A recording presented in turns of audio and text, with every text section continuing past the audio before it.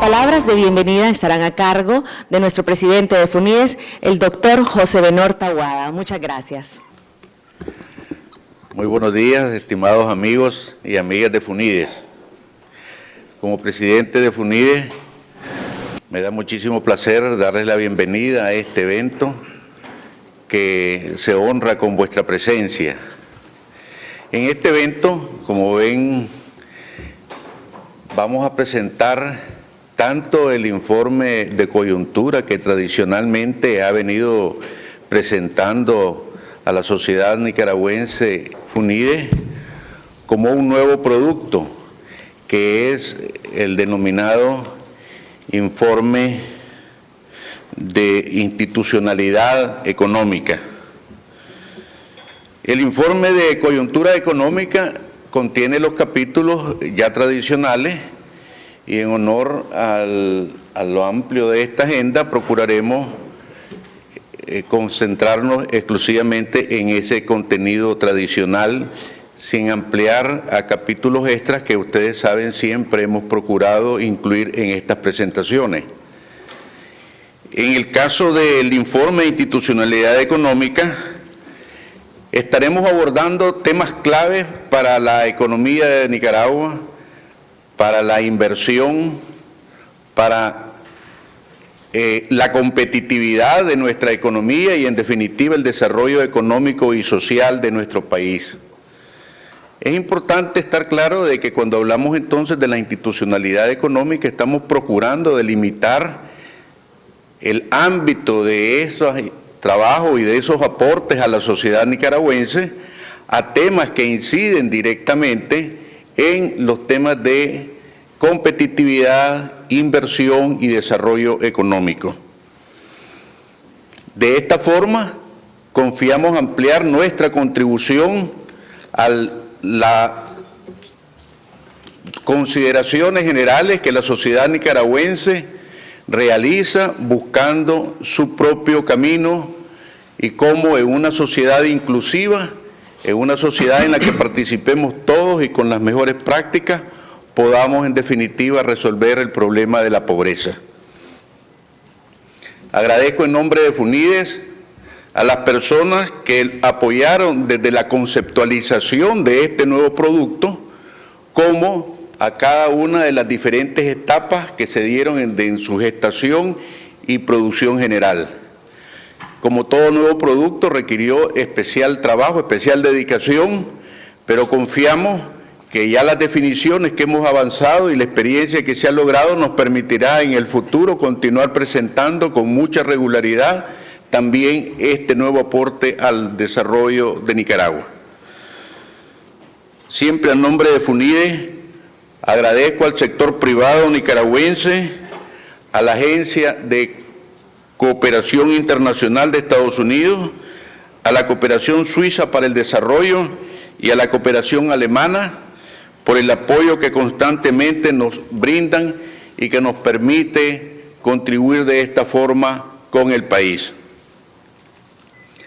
Antes de concluir, deseo desearles a cada uno de ustedes, a su familia, a sus empresas, una muy feliz Navidad y un próspero año nuevo. A continuación, nuestro director, don Carlos Guillermo Muñiz, nos brindará el informe de coyuntura. Muchas gracias.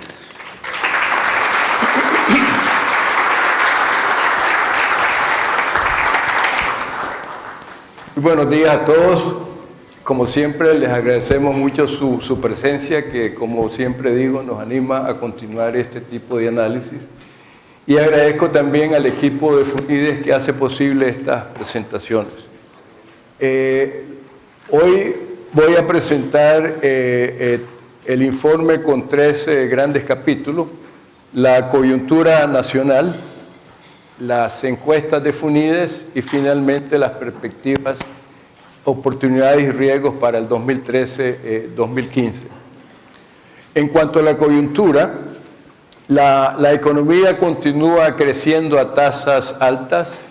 En los últimos 12 meses el IMAE ha crecido 5.2%. y en los últimos 9 meses, o sea, enero-septiembre, ha crecido 4.7%. Sin embargo, notamos ya una desaceleración de la actividad económica. Por ejemplo, esta línea, que es la tendencia que se ajusta por factores estacionales y transitorios, y estamos midiendo el crecimiento enero, febrero, etcétera, muestra que hay una baja de algo así como un 6% a comienzos del año a algo así como un 3,5%.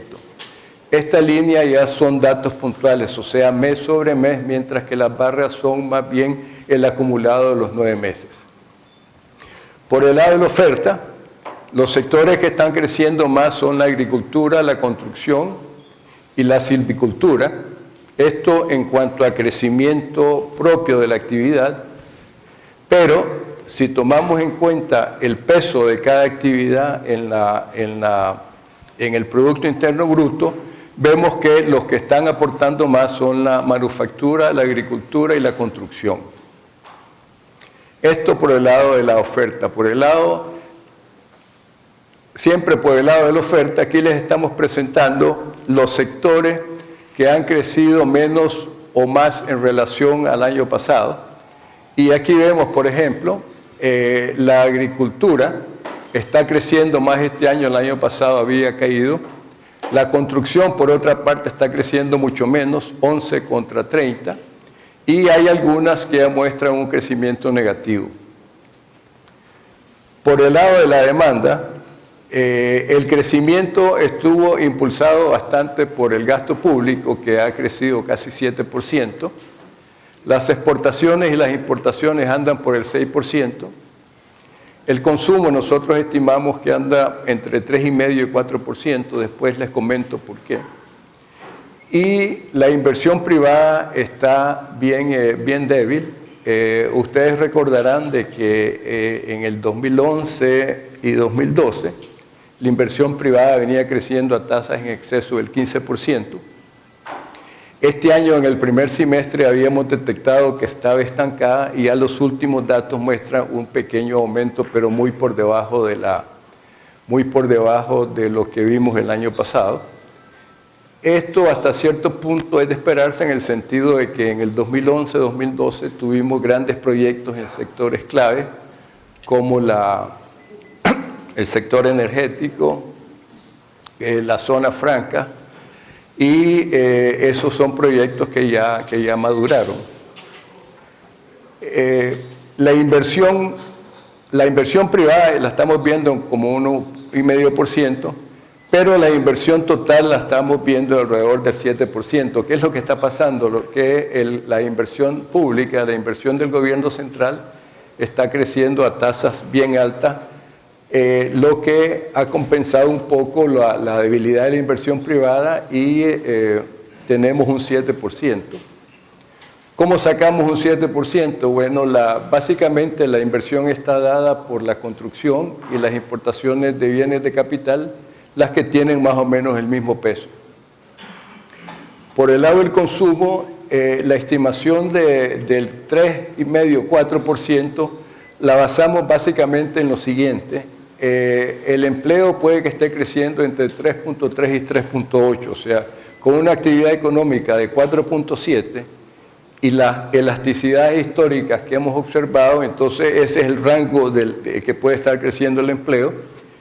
Las remesas están creciendo 3.9% en términos reales y los salarios en el sector formal están estancados. O sea que esto nos da un rango entre 3.5 y 4%. Las exportaciones totales están estancadas, o sea, un crecimiento de 0,1% negativo. Y es una mezcla de una caída en las exportaciones tradicionales, en las exportaciones de mercancías de 10% y un aumento de la zona franca de 14%, lo que nos da este resultado del estancamiento en las exportaciones totales.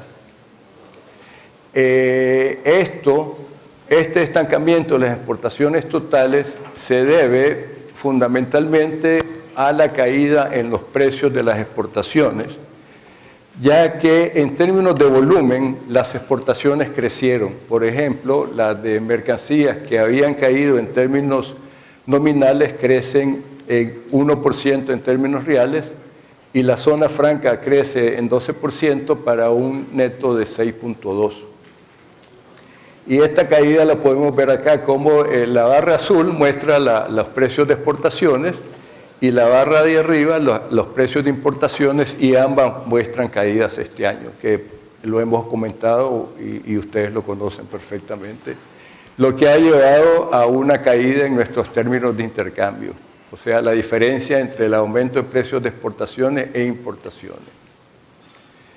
En términos de volumen, los productos tradicionales, tales como la carne, el camarón, el café y el azúcar, muestran caídas en términos de volumen, o sea, ajustada por precio, y productos, digamos, de relativa menor importancia, como el ganado bovino, el café instantáneo y el oro, muestran aumentos importantes en volumen. Importaciones crecieron 6,5% en términos nominales, con una mezcla de casi 5 las de mercancías y casi 14 las de zona franca. Esto en términos de volumen, en términos de valor. Al interior de las importaciones han crecido casi todas, salvo el petróleo, que ha caído en 6%. Y en términos de volumen, las exportaciones han crecido 7%, con 12 la zona franca y 5 las mercancías. Los asegurados del INSS, que es un indicador del crecimiento del empleo en el sector formal, están creciendo alrededor de un 8,5% en los últimos 6 meses. Los sectores que más han crecido han sido comercio, construcción, transporte. Los salarios reales en el sector formal se han estancado, como hemos venido comentando en ocasiones anteriores. Estos son no los salarios totales en la economía, sino en el sector formal, en el sector del INSS. Pero hay diferencias bien marcadas. Por ejemplo, el sector minero y la manufactura muestra aumentos en salarios reales, mientras que la construcción y el comercio muestran caídas.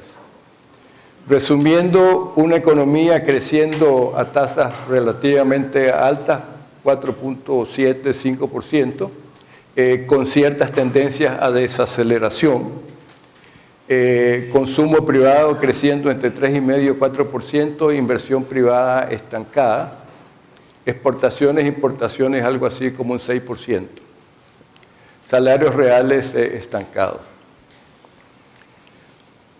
Hablando ahora de los indicadores financieros, los depósitos en el sector privado crecieron en los últimos 2 meses a una tasa un poco más baja que en meses anteriores, estamos hablando alrededor de un 3%.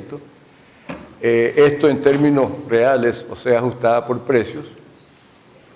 El crédito al sector privado continúa la tendencia de desaceleración, pero como ven, está creciendo todavía a tasas bien altas de un 14%, muy por encima del crecimiento de la economía. Lo que está creciendo más es la cartera de crédito personal en casi 32%, seguida por la cartera ganadera. Esto es un dato muy importante y muy alentador porque tal vez recordarán que hubo un par de años donde la cartera ganadera estaba cayendo y ya se está comenzando a recuperar. Eso lo vemos desde el año pasado también. Tasas de interés con una leve tendencia al alza, las pasivas, o sea, las de depósitos hacia 3,5% y las activas hacia un 9%. La política macroeconómica continúa siendo manejada en forma responsable, como hemos indicado en ocasiones anteriores. La inflación está tendiendo hacia la baja. O sea, no es que 6% no sea una inflación alta, pero sí mostramos una tendencia declinante. La inflación subyacente, que es la línea roja, que excluye productos agrícolas perecederos y tarifas públicas, que son o pueden ser más volátiles, está también mostrando una tendencia a la baja, y esta es una mejor indicación de las presiones de demanda que la inflación general. Lo que está creciendo más son los precios de las bebidas alcohólicas, educación y alimentos, pero si tomamos en cuenta la ponderación de cada uno de estos productos en la canasta del consumidor nicaragüense, observamos que el aumento en los precios de los alimentos y bebidas no alcohólicas explica casi 50% de la inflación total, que es la queja que uno oye de la población, que los precios de los alimentos son los que están golpeando más el bolsillo de la gente. La política fiscal, medida por el indicador del impulso fiscal, muestra que es levemente expansiva porque tiene un signo positivo. El indicador de la política fiscal te mide el impacto que tiene la política fiscal en la demanda agregada, y se calcula tanto en los datos actuales como lo que sería el resultado dependiendo del ciclo de la economía, o sea, dependiendo cómo está la economía con relación a su potencial. Y como verán, estos dos datos son iguales, lo que indica que la economía nicaragüense está funcionando casi a su potencial. Creo que esto lo han señalado otras instituciones también, lo que resalta nuevamente la importancia de aumentar la inversión y la productividad para tener un potencial de crecimiento más elevado. El balance del gobierno continúa siendo más que razonable, o sea, antes de donaciones un equilibrio y después de donaciones un pequeño superávit de 0.8. Si bien es cierto que son cifras menores que las del año pasado, pero son cifras que indican pues un balance fiscal. Los impuestos están creciendo muy parecido al año pasado, tanto en términos nominales, que son las barras de la izquierda, como en términos reales. El impuesto a la renta y el impuesto al valor agregado explican el 90% del crecimiento de los impuestos. El gasto total está creciendo un poco más que el año pasado, o sea, el año pasado fue 4,3 en términos reales, este año estamos en un 6%, pero esto se debe primordialmente a un fuerte aumento en el gasto de capital del gobierno. La inversión creció 37% y el gasto de capital, que incluye inversión más transferencias a las empresas, a las municipalidades, creció en 23%. Esto está en línea con lo que vimos antes de un fuerte crecimiento del gasto primario y de la inversión. El gasto corriente está creciendo a tasas moderadas, ¿no? Algo así como un menos de 2% en términos reales, o sea, ajustado por precio. La deuda pública continúa su marcha hacia la baja. Ahora estamos como en 50% del producto, del cual 40% es deuda externa y 10% es deuda interna.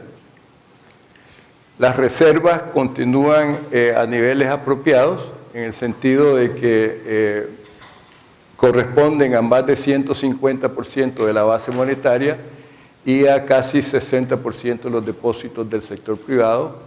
Y como hemos comentado en ocasiones anteriores, esto significa que si hubiese un problema de liquidez de los bancos o si hubiese algún retiro de dinero, el Banco Central tiene suficientes fondos para afrontarlo. El numerario, o sea, la plata que la gente anda en el bolsillo, continúa estancado en términos reales. Esto es algo que hemos comentado porque normalmente uno esperaría que el numerario guardara una relación muy cercana con el Producto Interno Bruto en términos reales o con el IMAE, pero esa relación se comenzó a quebrar hace como un año y continúa. Una de las explicaciones posibles, que creo que también la ha resaltado el Banco Central, es que esto puede reflejar el impacto de la caída en los precios de las exportaciones, que hace que la gente del campo tenga menos dinero en el bolsillo. De nuevo, resumiendo, una situación macro controlada, un manejo prudente de las finanzas públicas y de la política monetaria, deuda pública hacia bajando con relación al producto. Siempre hay que tener en cuenta, sin embargo, que aunque la deuda pública, tanto la externa como la privada, como la interna está bajando, la deuda externa del país ha estado subiendo a raíz de los flujos de la cooperación venezolana, y eso es un tema que hay que seguirlo de cerca. O sea, no solo tenemos que ver la parte pública, sino también el conjunto de la economía. Las encuestas de FUNIDES, las encuestas están mostrando una mejoría relativa tanto bajo el prisma de los consumidores como del prisma de los empresarios. La encuesta de los consumidores está mostrando que el porcentaje de hogares que dice que tiene más poder adquisitivo que el año pasado ha aumentado, y viceversa, el porcentaje que dice que tiene menos ha disminuido para alcanzar un balance de 0, contra menos 17 que teníamos en abril y menos 7 que teníamos en junio. Esto hay que ser claro que no significa que los hogares nicaragüenses tengan una bonanza, sino que significa que están en una posición mejor que lo que estaban hace 3 o 6 meses, lo que coincide con la caída de la inflación. Esta mejoría en la capacidad de compra la notamos principalmente en la zona centro del país. Luego está Managua y el suroriente, donde vemos una situación muy débil y muy delicada es en la parte del Caribe, que tiene un 26% más de respuestas negativas que positivas. Esta es una información que la estamos recopilando desde junio, entonces no tenemos una serie histórica, pero el año próximo ya esperamos poderles dar información no solo de la fotografía del momento, sino cómo ha venido evolucionando con el tiempo. En cuanto a sector de residencia, los que están con respuestas positivas son los de la zona urbana, mientras que los semirurales y los rurales están mostrando puntajes negativos. En cuanto a situación socioeconómica, observamos que los hogares de mayores ingresos, que son los AB, son los que muestran una posición relativa mucho mejor, y los hogares de menores ingresos son los que muestran una posición negativa. El resto de los estratos socioeconómicos muestra posición positiva, pero como estos hogares tienen la mayor ponderación de la muestra, son los que te llevan al balance de 0. O sea, aunque estos 3 tengan positivo, el neto para la economía es 0 por la ponderación que tienen estos hogares. En los empresarios vemos una tendencia similar, salvo en el tema de ventas que vamos a ver después. La opinión de los empresarios respecto a la situación general del país ha mejorado de -7 a -1. Por supuesto, menor que veíamos en los últimos semestres, el último trimestre del año pasado y el primero de este año, lo que coincide con la desaceleración de la economía, pero sí una posición mejor que la de junio. Esto en cuanto a lo que piensan de la economía. En lo que piensan sobre la situación de la empresa privada en particular, también vemos una mejoría de un 1 en abril a un 23 en septiembre. O sea, tendencias parecidas estamos viendo en la parte de los hogares y en la parte de las empresas. También ha mejorado la percepción del clima de inversión con relación a junio, pero se encuentra todavía por debajo de lo de abril. La barra azul es lo que dicen que está más favorable y la barra La otra barra es la que dice que está en una situación inferior. También ha mejorado el grado de confianza en el Poder Judicial. Los que confían más han aumentado y los que desconfían han caído, pero siempre tenemos una posición negativa. En cuanto a los factores que están incidiendo, ya sea de forma positiva o negativa en la actividad económica, la corrupción y el precio de la energía son los dos factores que inciden más negativamente en la actividad privada, y la demanda de productos del país es la que tiene mayor incidencia positiva, seguida de la seguridad ciudadana. Estas láminas se están viendo quizás un poquito turbias porque el hotel tuvo un problema con su proyector y tuvimos que improvisar otro, o sea que nos disculpan. El balance neto de factores positivos y negativos ha mejorado.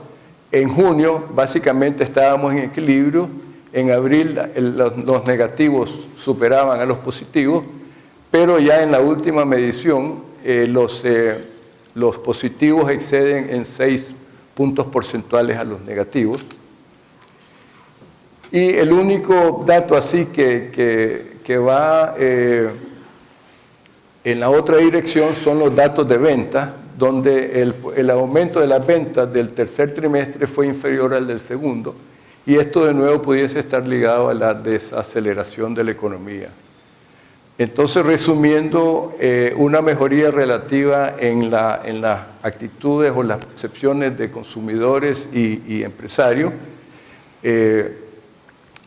aunque como quisiera enfatizar, pues para que no se mal entienda, que el hecho de que estemos diciendo que han mejorado no significa que estemos diciendo que están en una bonanza económica los hogares, porque todos sabemos los problemas que tienen. Finalmente, las perspectivas, oportunidades y riesgos para el 2013-2015. Las últimas proyecciones que les dimos fueron en octubre, y en estos 2 meses no han habido así cambios sustanciales, salvo 2 que les voy a mencionar. Y por lo que las proyecciones son similares a las que les presentamos en octubre. En el sector externo ha habido un desarrollo favorable, que es el acuerdo fiscal que se logró en Estados Unidos el 10 de diciembre, que ya fue ratificado por el Congreso, y que le da un poco más de certeza a la política fiscal norteamericana en los próximos 2 años. O sea, ese riesgo de un problema fiscal o de un ruido fiscal ha disminuido, pero los otros riesgos, desafortunadamente con esto no creo que lo puedan ver bien, pero los factores, digamos, desfavorables que siempre hemos mencionado han sido el lento crecimiento de las economías avanzadas, la caída en los precios de nuestros principales productos de exportación, el ruido que ha causado y que va a causar el retiro de la expansión monetaria en Estados Unidos, que ya tuvo un efecto en los países emergentes a mitad del año, y el hecho de que la economía del Japón se está desacelerando y que las debilidades de la zona euro, aunque están mejorando, todavía están latentes. Como ven en esto, que se puede observar un poco mejor, la barra roja o anaranjada es el crecimiento de economías avanzadas, que están bien lentos, o sea, 1.2% este año, 2.1% el próximo y 2.2% el 2015, o sea, un panorama de un crecimiento relativamente bajo, y estas son las economías que están más ligadas a nuestro comercio exterior.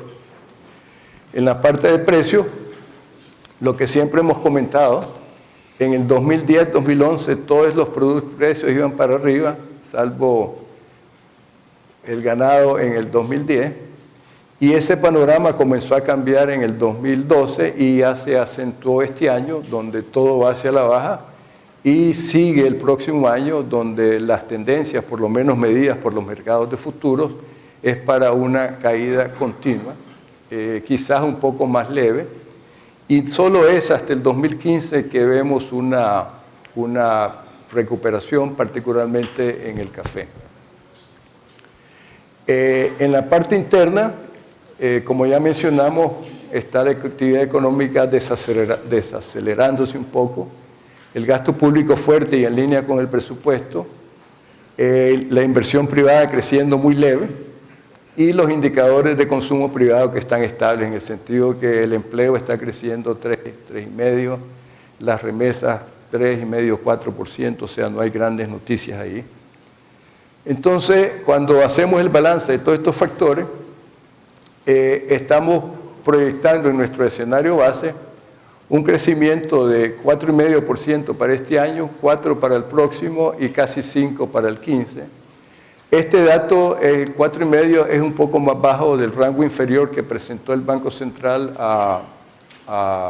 el viernes, pero digamos en términos generales estamos dentro de este año y el próximo estamos por debajo del banco y en 2015 estamos un poco por encima.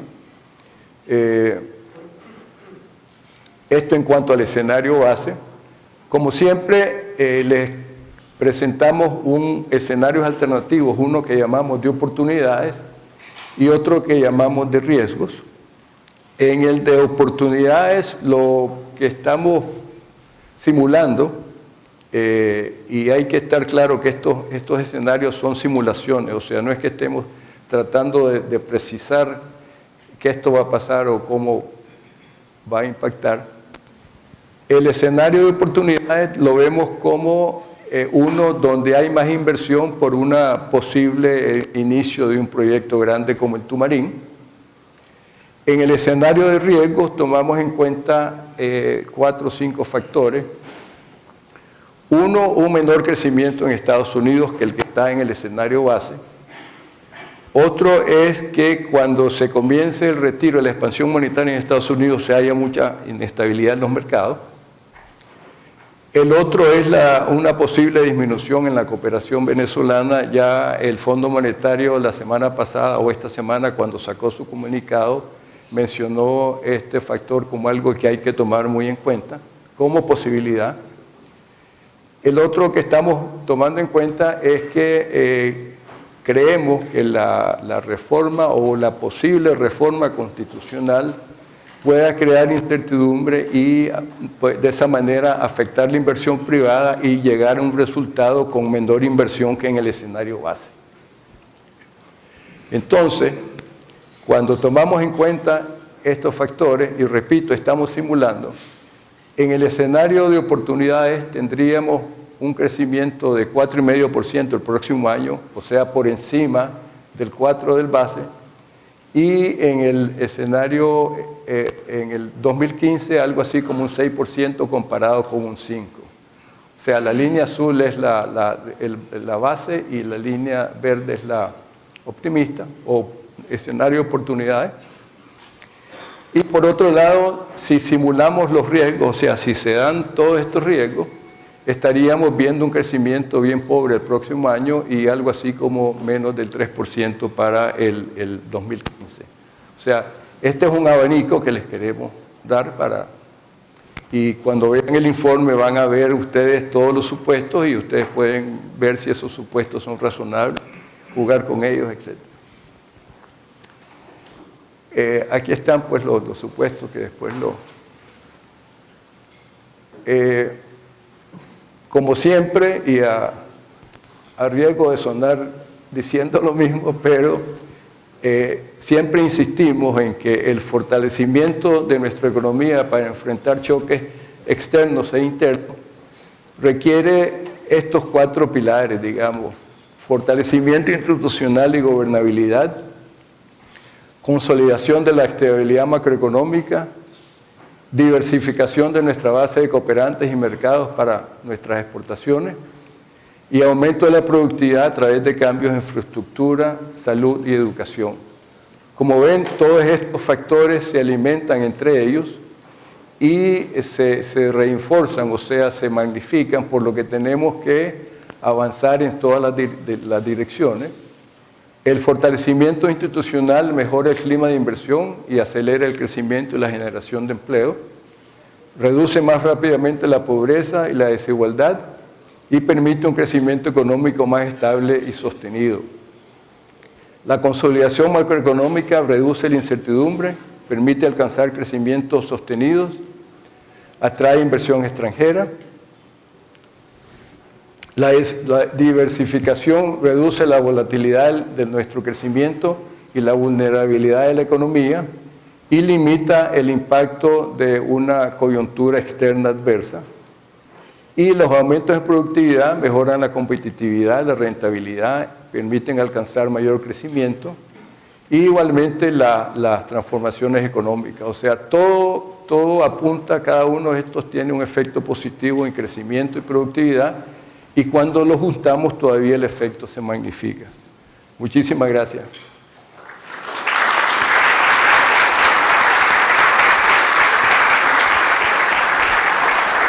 Disculpen, se me olvidó que ahora el presidente de la Comisión Institucional pasará a introducir el informe.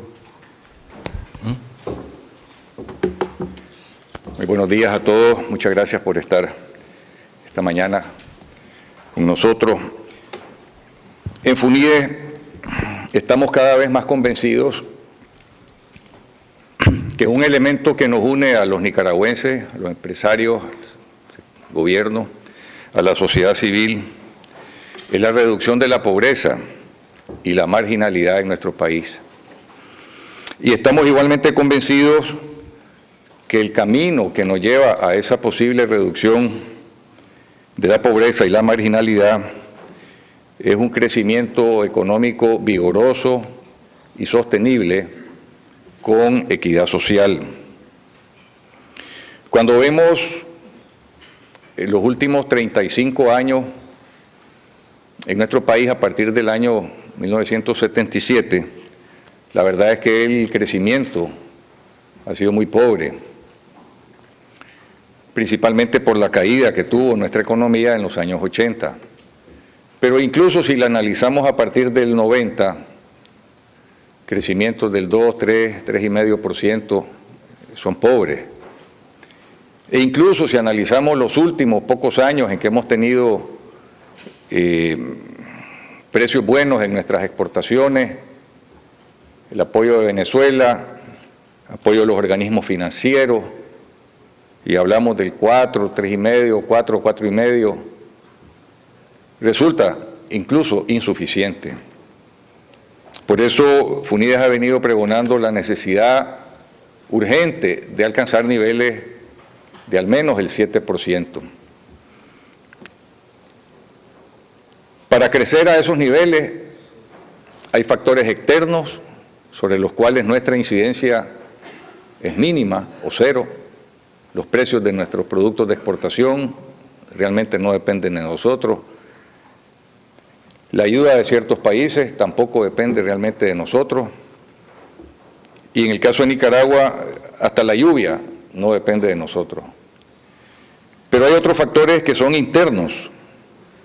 Una serie de regulaciones, de disposiciones, de reglamentos, que sí dependen bastante de nosotros los nicaragüenses, sector gobierno, empresarios, sociedad civil. Y son esos factores a los que se refiere este primer informe de institucionalidad económica que presentamos hoy a ustedes, en la creencia de que en la medida en que estas disposiciones, estas regulaciones se vuelvan menos onerosas, menos trabas a nuestro avanzar hacia adelante, podremos crecer un poco más. A veces yo me las imagino como esas vallas en las carreras de obstáculos y todos tenemos que ir corriendo y saltando sobre esas vallas que a veces son tan altas que nos hacen caer, levantarnos, seguir adelante, y eso sin lugar a duda detiene la velocidad con que podemos avanzar. Sin embargo, si estos obstáculos se pudieran eliminar o por lo menos se pudieran bajar en altura. Estoy seguro y estamos seguros en FUNIDES que podríamos avanzar más en nuestro crecimiento económico. Por esa razón, este informe de institucionalidad económica abarca 4 elementos, 4 acápites que constituye el primero, comercio transfronterizo, el segundo, tramitología, y ambos dos serán presentados esta mañana a ustedes, dejando para el 23 de enero la presentación de los otros 2 acápites que son derechos de propiedad y seguridad jurídica. En esta ocasión queremos agradecer la apertura que tuvimos de parte de muchos funcionarios públicos, de muchos empresarios y de los expertos en estos temas que fueron consultados por FUNIDES. Queremos agradecer también a los miembros de la Comisión Institucional y al equipo de FUNIDES por haber puesto este trabajo que, como dijo nuestro presidente al inicio de esta mañana, ha sido un trabajo largo, pero que hoy nos complace presentarlos a ustedes, para lo cual los dejo con nuestro licenciado Jauke Mas, que es el economista principal en temas institucionales de FUNIDES. Muchas gracias. Adelante.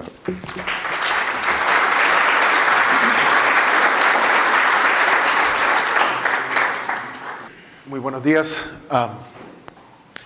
En los últimos años hemos observado una evolución positiva de la inversión extranjera directa, de las exportaciones que se ven en la línea gris y en menor medida también de la inversión fija y la inversión privada. Este desempeño favorable se debe a algunas ventajas del clima de negocios nicaragüense. Pudiésemos mencionar la estabilidad macroeconómica, la conciliación del acceso a los mercados, una relativa seguridad ciudadana, sobre todo comparado con los vecinos del norte, mejoras en infraestructura, estoy pensando en la parte vial y la parte energética, y también una dinámica labor de parte de ProNicaragua en la promoción de inversiones y el régimen de incentivos respectivo. Y también pudiésemos mencionar en este contexto la concertación pública entre el sector privado, la concertación entre el sector público y sector privado.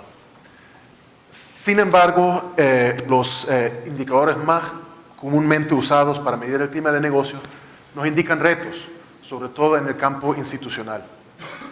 El Foro Económico Mundial ubica a Nicaragua en el puesto 99 de 148 economías y el pilar institucional de este índice ubica a Nicaragua en el puesto 100. Por su parte, el Doing Business ubica a Nicaragua en el puesto 124 de 189 economías. ¿Por qué esto importa? En este gráfico hacemos una comparación entre los niveles de institucionalidad a como los mide el Foro Económico Mundial en el eje horizontal y en el eje vertical los ingresos, según los reporta el Fondo Monetario. Y lo que observamos es una clara asociación entre los niveles de institucionalidad y los niveles de ingreso que habilitan.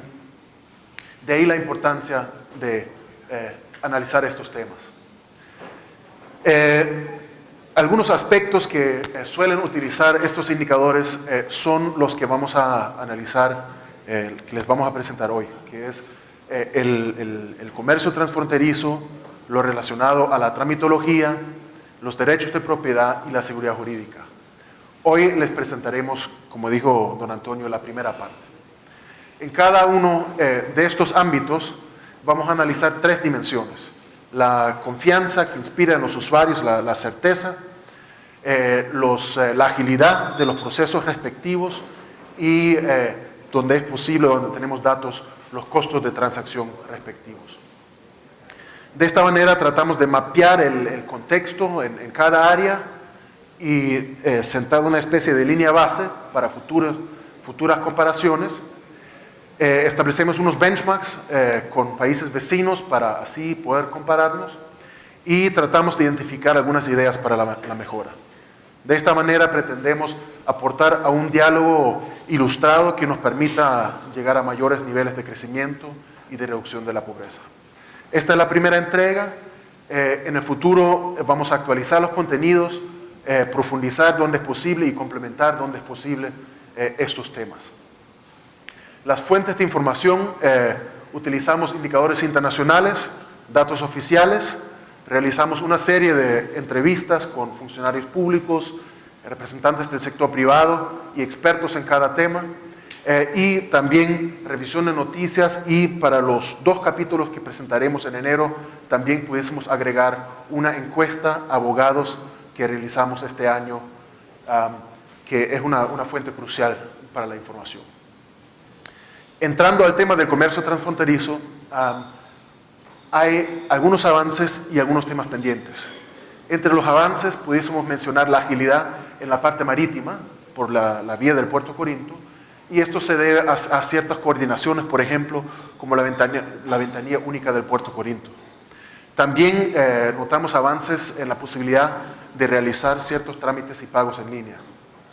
Y por último, la creación del Tribunal Aduanero y Tributario Administrativo, que ha aportado certeza para los usuarios y ha agilizado la resolución de los reclamos.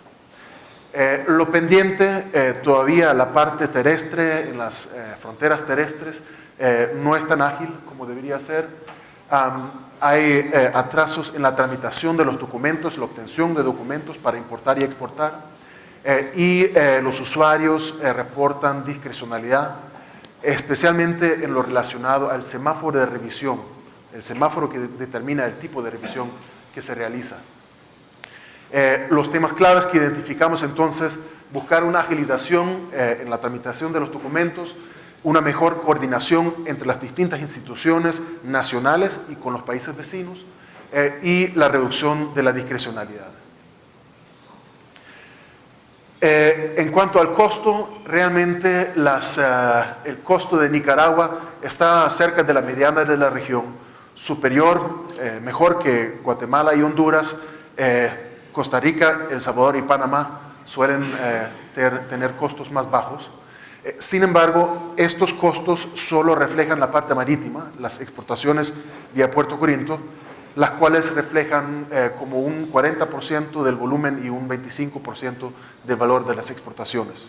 El resto tiene que salir por las fronteras terrestres, exportaciones a países vecinos o por medio de los puertos de los países vecinos. Y esto implica costos adicionales monetarios y también en términos de costos de transacción.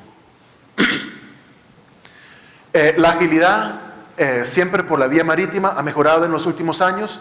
Observamos que Nicaragua, en el caso de las exportaciones, pasó de 38 a 21 días y en las importaciones de 37 a 20 días. Sin embargo, los vecinos no se han quedado atrás y Nicaragua sigue estando en la cola de la región. ¿Dónde ha mejorado la agilidad? Observamos que en la parte del despacho aduanero ha mejorado tanto en las exportaciones como en la importación, y en la parte del manejo en los puertos. Lo que más tiempo toma es la obtención de documentos, que es algo que depende no solo de la aduana, sino de todas las instituciones involucradas, MACFOR, MINSA, MIFIC, y ahí hemos visto pocos avances y es la parte que más tiempo toma. En cuanto al despacho aduanero en la frontera terrestre, tenemos poca información y realmente la disponibilidad de información es uno de los retos para poder detectar las oportunidades de mejora. Lo que nos reporta el Banco Mundial en una recopilación de información que hicieron el año pasado es que en la frontera norte hay mucha variabilidad en el tiempo que toma el despacho aduanero, y esto afecta a la logística. En el caso de Peñas Blancas, este informe del Banco Mundial identifica menores tiempos y menos variabilidad. Sin embargo, hay que tomar en cuenta una limitante de esta información, y es que no incluye el tiempo de espera en fila. Esto meramente mide el tiempo que toma el despacho aduanero. Las filas de los camiones no se toman en cuenta en este indicador. En cuanto al tiempo que toman las revisiones en la aduana, aquí reportamos datos del último año y medio, del último año aproximadamente, y observamos una tendencia positiva en cuanto a los tiempos, tanto para Canal Rojo, que es la revisión física y documental, tiene una tendencia hacia la baja, y el Canal Amarillo, que es la revisión documental, también una ligera tendencia hacia la baja. Sin embargo, a partir de mayo, aproximadamente cuando la Dirección General de Aduanas estableció tiempos máximos para estos trámites, observamos que se disparan los tiempos. Y ahí nos quedamos con la duda si estos tiempos máximos se estarán aplicando como tiempos efectivos, lo cual sería preocupante y no aportaría a la agilización. Los escáneres en el mediano plazo pudiesen ayudar a reducir estos tiempos. Sin embargo, todavía está pendiente definir el mecanismo de pago para que no genere mayores costos e incertidumbre. Entendemos que se está revisando esto. Aparte del tiempo que toma la revisión en el canal rojo-amarillo, también es importante la proporción que pasa por este canal. Y aquí les reportamos datos del canal verde, que es la mercancía que pasa sin revisiones, y vemos que Nicaragua está cerca de la mediana de la región. Sin embargo, está lejos, por ejemplo, de países como Chile, que tienen un 90% de canal verde. Hay una ligera mejora, pero también con estos datos hay una limitante, y es que no toman en cuenta aquellas revisiones que se realizan a la discreción del funcionario, que es algo que los usuarios reclaman cuando el sistema de gestión de riesgos, el semáforo, determina una cosa y el funcionario decide otra cosa. Esto no se toma en cuenta en este gráfico. Las razones de los retrasos en la frontera terrestre, más que todo, entonces tienen que ver en una parte con la discrecionalidad, en lo relacionado al canal de selectividad, el tipo de revisión que se realiza, también problemas con las dudas de valor, clasificación arancelaria y reglas de origen, y también los usuarios nos reportan cobro de impuestos a bienes exentos.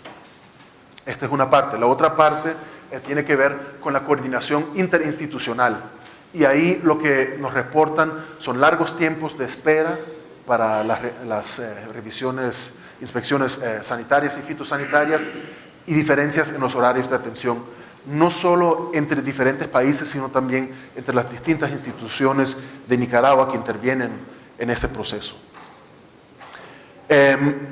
Otra dimensión, los sistemas informáticos, donde nos reportan mal uso de parte de funcionarios y también de usuarios, y problemas que cuando fallan esos sistemas no siempre se utilizan los sistemas de contingencia. Ya en el ámbito un poquito más regional, los avances que notamos, el establecimiento de sistemas para la transmisión de datos, especialmente el FAUCA, el TIM, que son el formulario aduanero único centroamericano y el tránsito internacional de mercancías. El TIM se aplica actualmente en el corredor del Pacífico de Centroamérica, y ahí hay una oportunidad para extender este beneficio que, por ejemplo, permite reducir los fraudes, extenderlo hacia todas las fronteras, incluyendo las aduanas marítimas.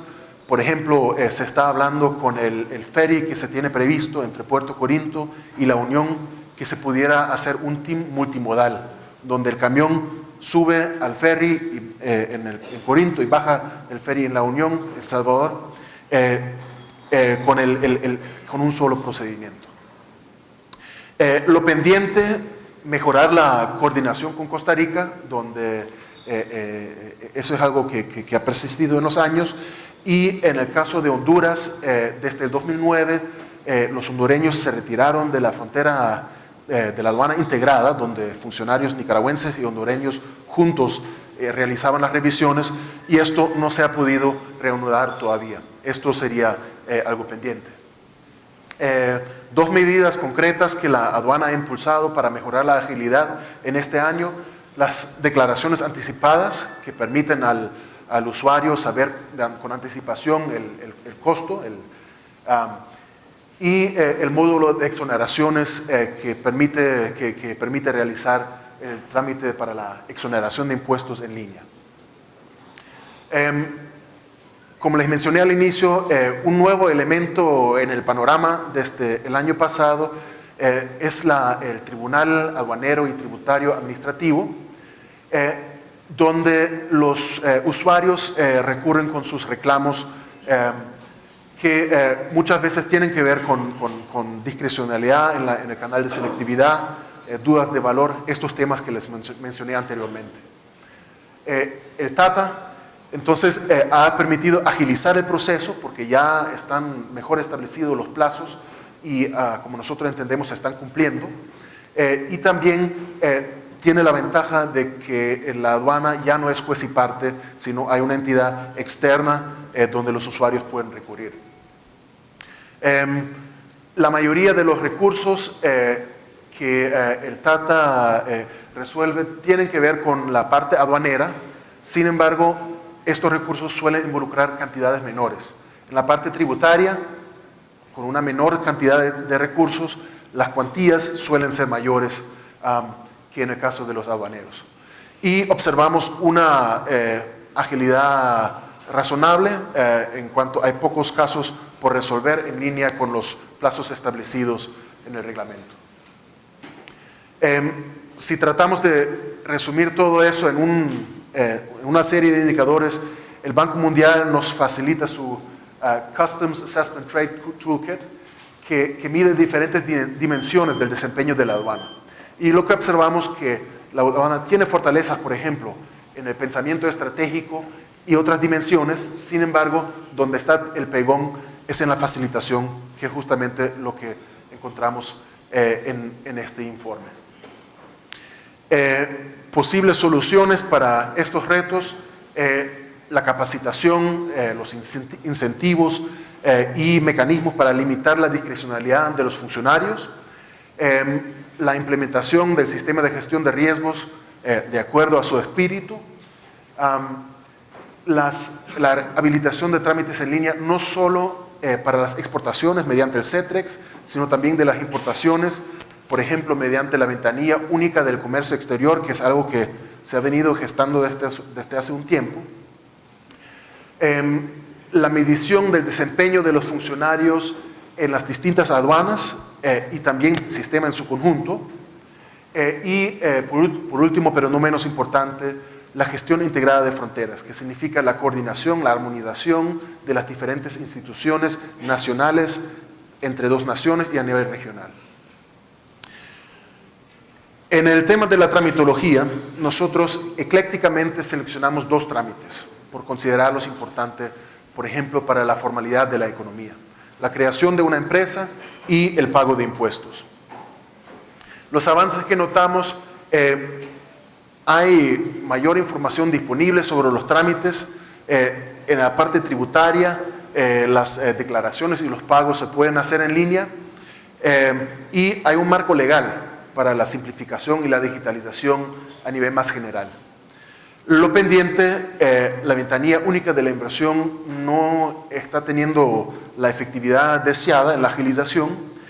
Hay retrasos en la devolución de impuestos y también hay una implementación limitada de este marco legal. Los temas claves para FUNIDES, entonces, que vemos cómo revigorizar la ventanilla única de la inversión, la agilización en la devolución de los impuestos y avanzar en la simplificación unilateral de cada institución y posteriormente la digitalización de los trámites. En cuanto a la apertura de una empresa, la ventanilla única de la inversión reúne distintas instituciones: el MIFIC, la Alcaldía de Managua, el registro, la DGI, y permite que los usuarios en un solo lugar realizan todos sus trámites. lo que los datos nos indican es que el aporte a la agilidad ha sido limitado. Por un buen tiempo se quedó en 39 días, según como lo mide el Doing Business, y en el último año ha habido una ligera mejora gracias a la implementación del documento único de registro que permite el registro para fines del pago de impuestos y de prestaciones sociales con la alcaldía, la DGI y el INS. También notamos que hace una década Nicaragua estuvo entre los países con mayor agilidad en ese tipo de trámite, pero los países vecinos han reformado y hoy en día Nicaragua está en la cola. En cuanto al costo, este costo puede ser significativo para pequeñas empresas y lo mide acá el Doing Business, donde hicimos un ajuste por el cambio de las cuentas nacionales con año base 2006. Nicaragua, para una pequeña empresa, tiene el costo relativo más alto. Sin embargo, posiblemente para empresas de mayor tamaño, este obstáculo no es tan significativo porque conforme el capital de la empresa va aumentando, los costos fijos en el registro disminuyen y en ese sentido el costo puede ser menor. En cuanto al pago de impuestos y de contribuciones sociales, Nicaragua es el país donde menos tiempo toma pagar los impuestos. El Doing Business estima que son 207 horas, mientras que en los países vecinos puede tomar significativamente más tiempo. Esto se debe a algunas mejoras, por ejemplo, los pagos en línea del INS, de la DGI y de la alcaldía, y también las declaraciones en línea, como en el caso de la alcaldía a partir del 2010 y en el caso de la DGI a partir del 2007. El pegón, a como lo reportan los usuarios en este momento, está en la devolución de impuestos, lo cual concierne especialmente a exportadores. Y es que la DGI aparentemente tiene limitaciones en su capacidad para realizar auditorías, las cuales a la DGI le impiden realizar las devoluciones, aunque la ley establezca plazos específicos. En cuanto a los temas comunes de la tramitología,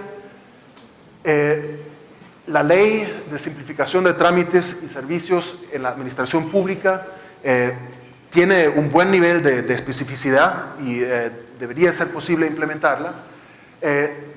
Sin embargo, no ha sido reglamentada y tal vez por esto las instituciones no han avanzado mucho en su implementación. En cuanto a la ley de firma electrónica, su implementación requiere de inversión en infraestructura tecnológica, sistemas informáticos, y esto no se ha realizado todavía. Entonces, la interoperabilidad, que es el intercambio de información entre diferentes instituciones, no está funcionando de la manera deseada. Existen ciertos esfuerzos incipientes, como por ejemplo, la Dirección de Facilitación con la página web tramitesnicaragua.org ya documenta trámites, y de hecho de parte de la Dirección de Facilitación ha habido iniciativas para mejorar la agilidad de ciertos trámites, pero todavía estos trámites no se pueden realizar en línea. Entonces esto sería el siguiente paso natural. Posibles soluciones entonces: revigorizar la ventanilla única de la inversión. Incluso se pudiese pensar en delegar ciertas funciones en el sector privado. Por ejemplo, en el caso de Colombia, la Cámara de Comercio de Bogotá es la que lleva el registro de este país. En la parte de los impuestos, la agilización de las auditorías y de las devoluciones, y ya por último de las devoluciones, aunque no de las auditorías. Y en los temas comunes, buscar cómo extender ese esfuerzo simplificador de estas islas de excelencia hacia el sector público en su conjunto. Y eso requeriría que los ministerios también unilateralmente avancen en la simplificación, porque la simplificación no depende de la digitalización, más bien es un paso anterior, un requisito para la digitalización. Luego, la coordinación entre las instituciones, algo que también en el caso del comercio transfronterizo lo identificamos como un reto. La armonización y la conexión entre los sistemas informáticos para habilitar el intercambio de información y por último, algo complementario, la creación de un procedimiento administrativo que ponga claro los derechos de los usuarios y que establezca plazos para su cumplimiento. Estamos ahora a su disposición para preguntas y respuestas.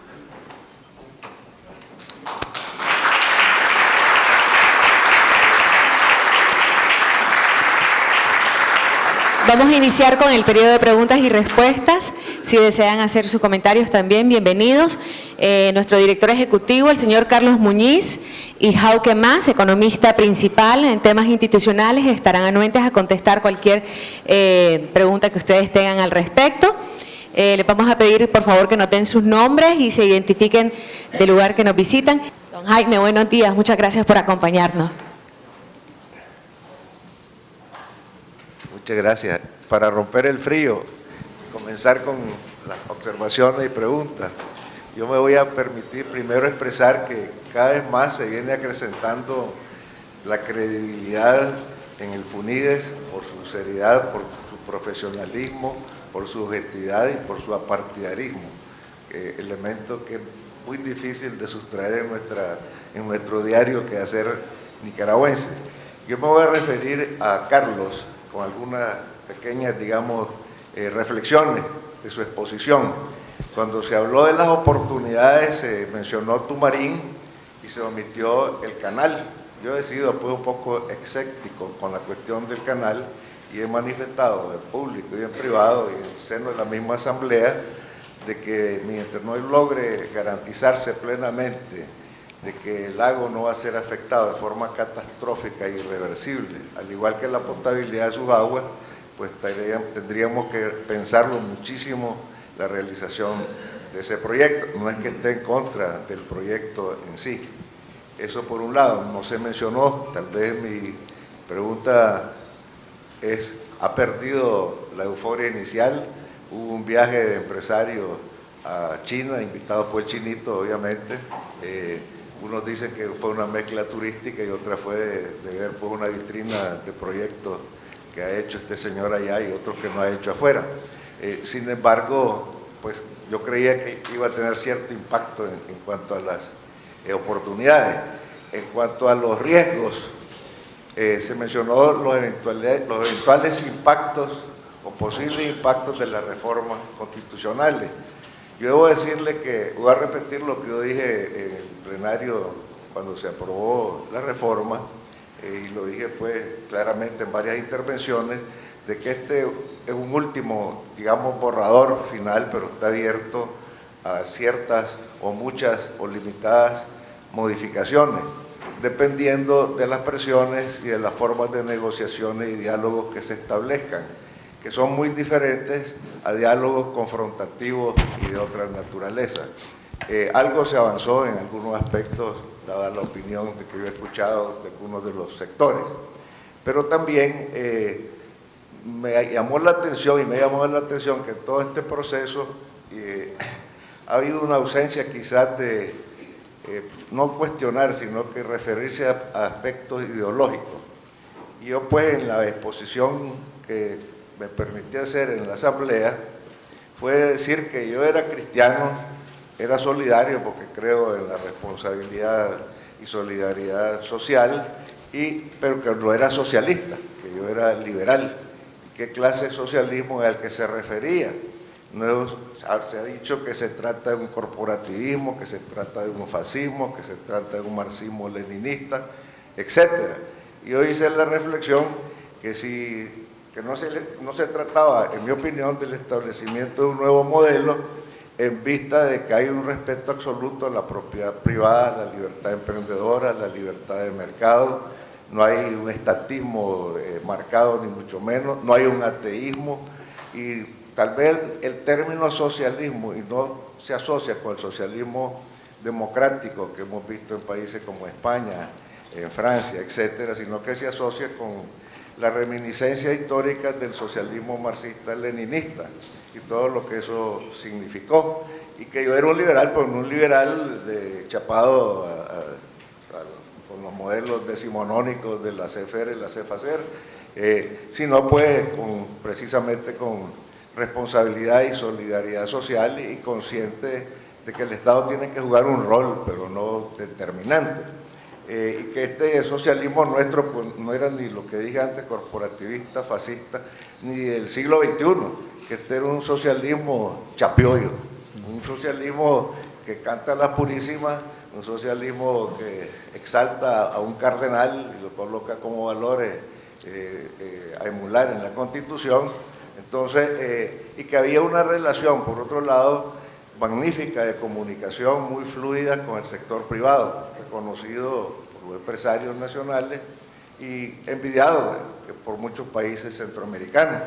Entonces, todo esto me hacía pensar que se resumía en que esas inquietudes no están en esa área de la ideología o sistemas eventuales, sino que más bien estrictamente en el área política, y que eso sería un papel a jugarse en buena parte en asocio con los partidos políticos que operan en el país. Gracias. Muy buenos días, mi nombre es Cirilo Otero del Centro de Iniciativa de Políticas Ambientales.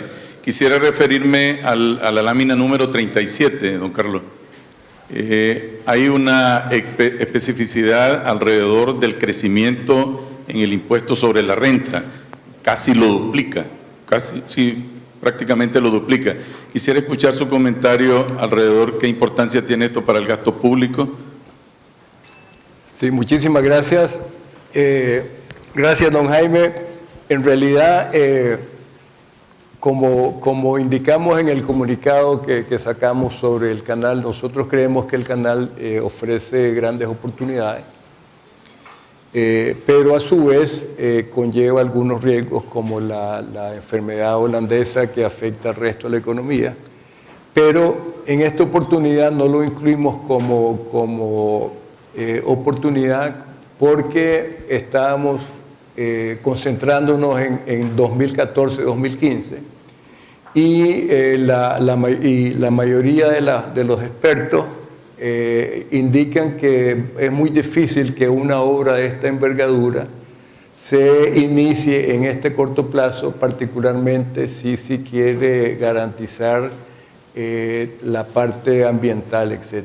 Esa fue la razón por la cual no lo incluimos, pero definitivamente es un proyecto que si se logra y si se hace en una forma profesional, si el país se prepara para aprovechar los beneficios, sería una obra muy importante, obviamente.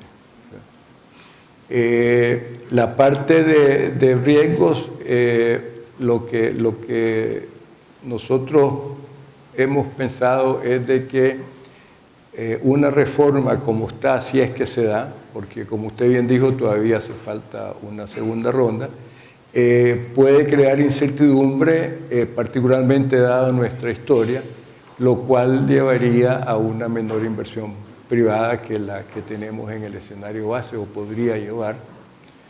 En cuanto a la pregunta del señor Otero, bueno, por supuesto que el aumento, le entendí que era el aumento del impuesto sobre la renta, el impacto en el gasto público, bueno, le da al gobierno obviamente mayor margen de acción con un perfil de deuda estable o decreciente. No sé si entendí bien su pregunta.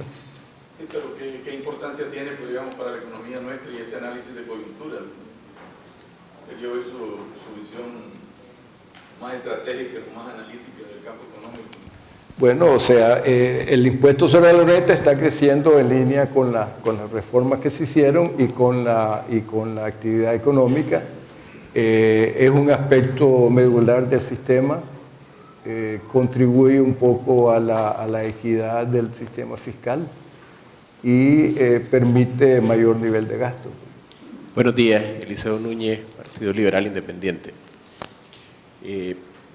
Hace como unos 2 años, con el anterior delegado del Fondo Monetario, hablábamos en la bancada, en una plática informal, y el impacto de la ayuda venezolana, dada la oscuridad de la misma, pero se calculaba que andaba en no menos del 5% y casi el 7% del Producto Interno Bruto.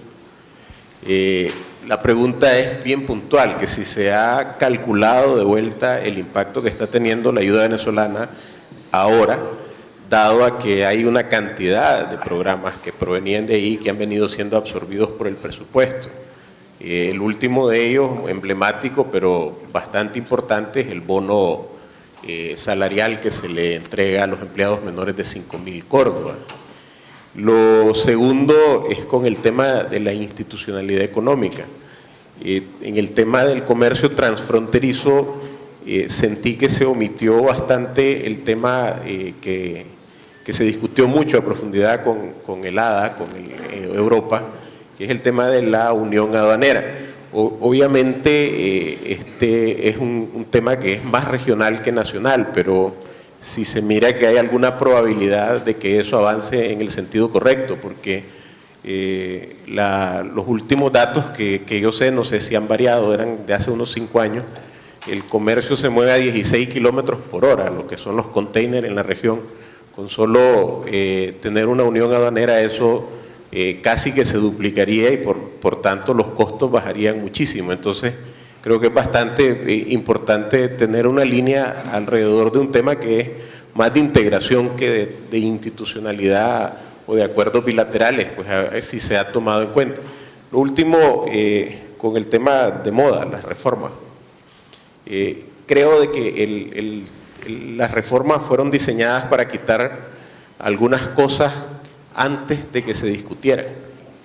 Es decir, todos estos temas de control de comunicaciones y ese tipo de cosas estaban puestas ahí para negociarse, no para que se profundizara, porque todas estas pueden ser reguladas por vía administrativa.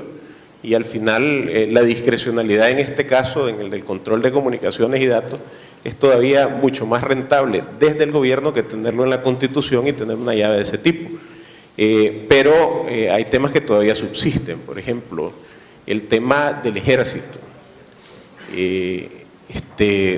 Yo escribía para la revista Envío hace apenas unas 2 semanas y decía de que el principal problema con el tema de los militares en servicio activo prestando servicio civil estaba en que el ascenso de rangos adentro del ejército iba a ralentizarse y que iba a provocar que se creara una olla de presión adentro del ejército. Ahora, estamos viendo esta semana ya que se saca al jefe del Estado Mayor, se sustituye por una persona de más de 60 años y el mensaje es bien claro. El mensaje claro es que los que aspiraban a ser mayores, coroneles, etcétera, dentro del ejército, van a tener que esperar un tiempo mayor.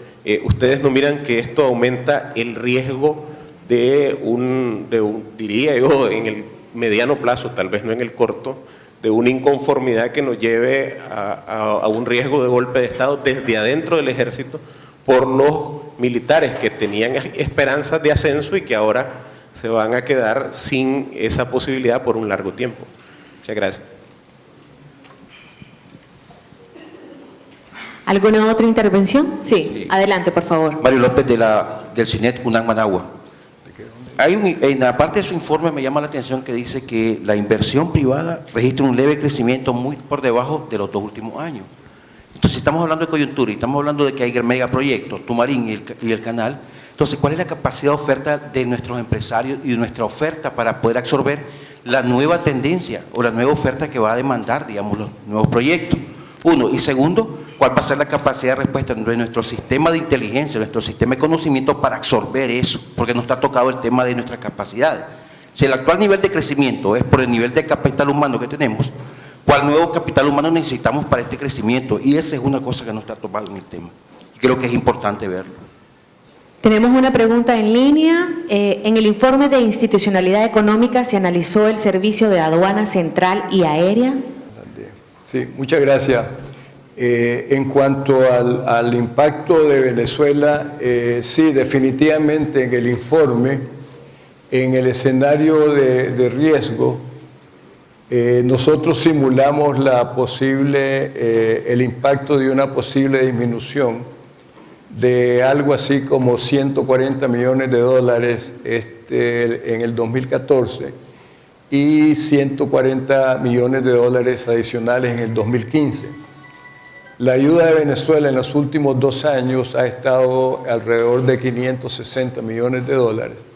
Entonces, esta simulación implicaría que se baja a la mitad, y este es uno de los factores que más afecta la caída del...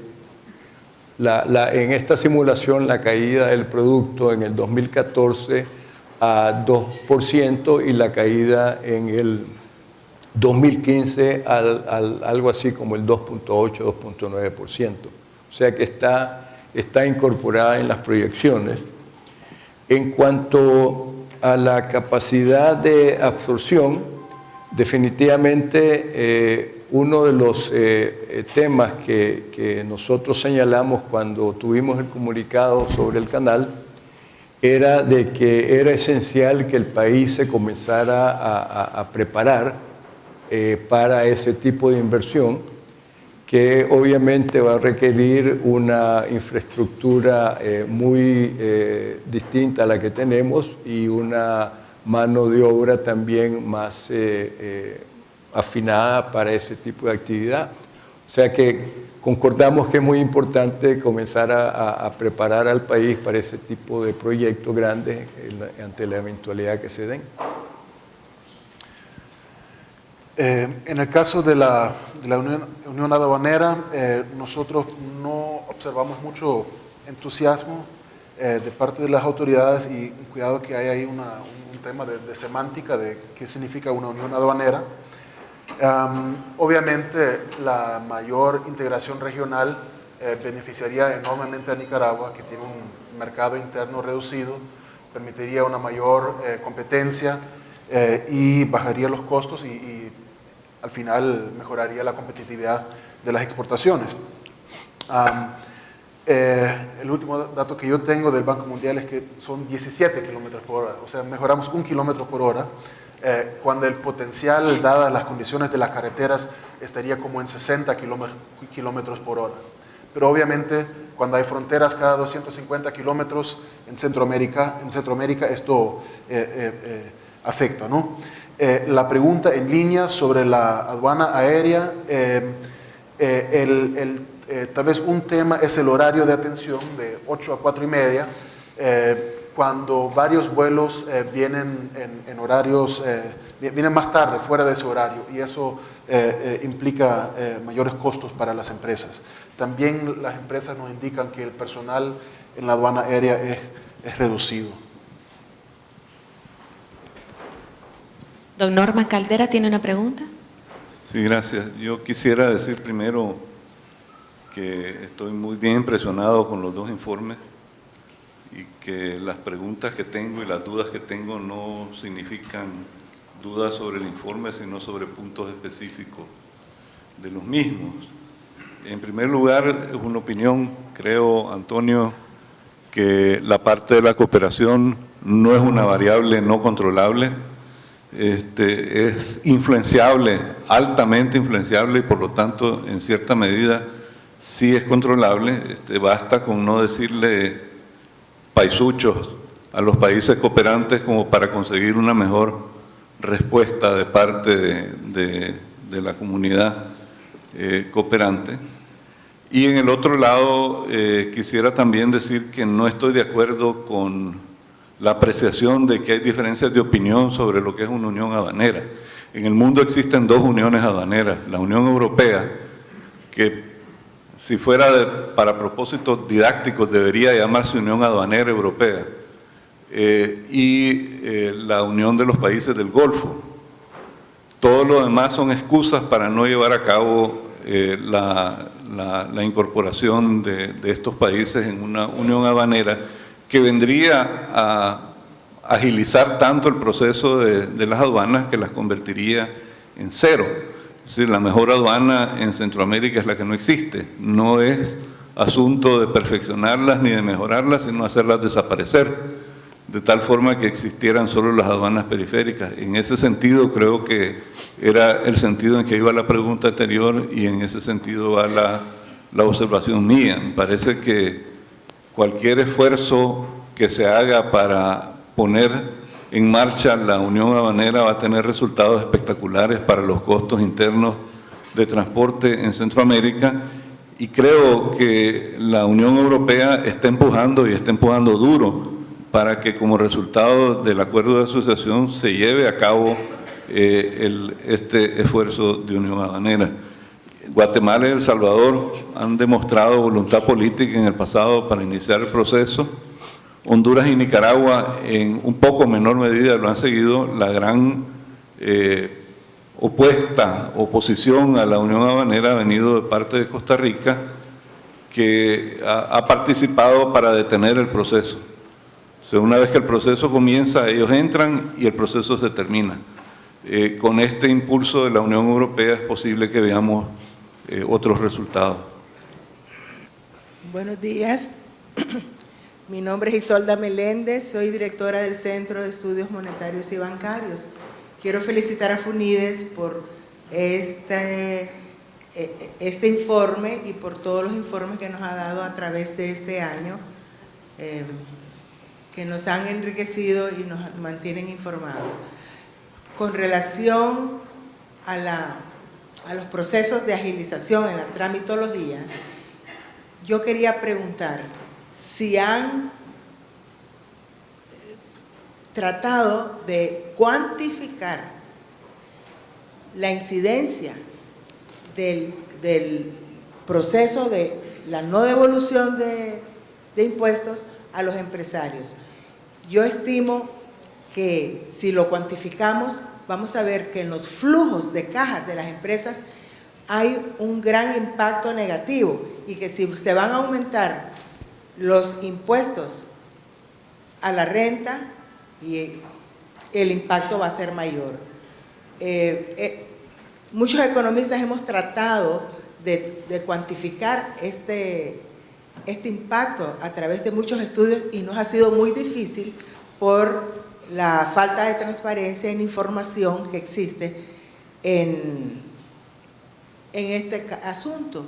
Y quisiera ver si ustedes, además de decir de que la tramitología es lenta y que sugerimos que se agilice, si tenemos una idea del impacto negativo en las empresas industriales y comerciales de este país, o si es una tarea por hacer.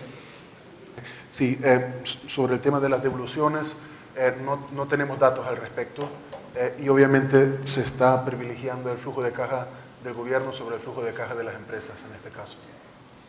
En términos generales, una segunda o tercera etapa de estos informes va a ser buscar cómo cuantificar el costo de todos estos problemas, o sea, no solo la parte de impuestos, sino la parte de retrasos, etc.